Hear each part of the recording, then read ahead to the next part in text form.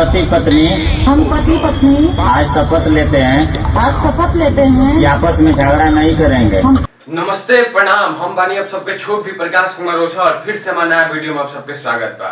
और फिर से नया वीडियो में लेके आ चुकल बानी फाइनली अरविंद अकेला कल्लू के एक नया सॉन्ग आ चुकल बा जो एक बारी लाइन सुनते हैं। लागत पगली हमार नहीं रुकी मेहर से मन बाबा भइल बादू। और बात करी तो गाना आइल बा अखिलेश कश्यप के चैनल से, जेकर चैनल के नाम और पूर्णा फिल्म। और ये गाना अरविंद अकेला कल्लू और शिल्पी राज के आवाज में बा।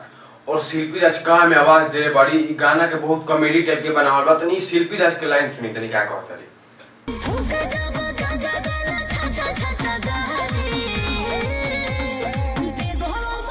और बात करी गाना के तो गाना वीडियो क्वालिटी बहुत अच्छा बा। वीडियो क्वालिटी हाई लेवल बहुत ज्यादा शूट भइल बा। वीडियो में कहीं काटे लायक नहीं है। और ये गाना कॉमेडी टाइप के शूट भइल बा। जैसे अरविंद के गलू गाना सुनले हम होली में कि हम देवरे बड़ा मोही टाइप के गाना उहे बनावल बा।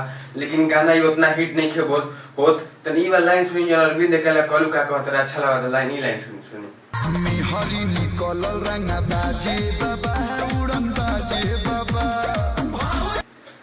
और ये गाना के बहुत ज्यादा कॉमेडी टाइप के बनावे कोशिश कइल बा। लेकिन गाना जो होली कहा गया उ गाना के मजा अलग देता, रही वाला अलग देता। ई गाना उतना नहीं चल जाता, उ गाना चल रहा है।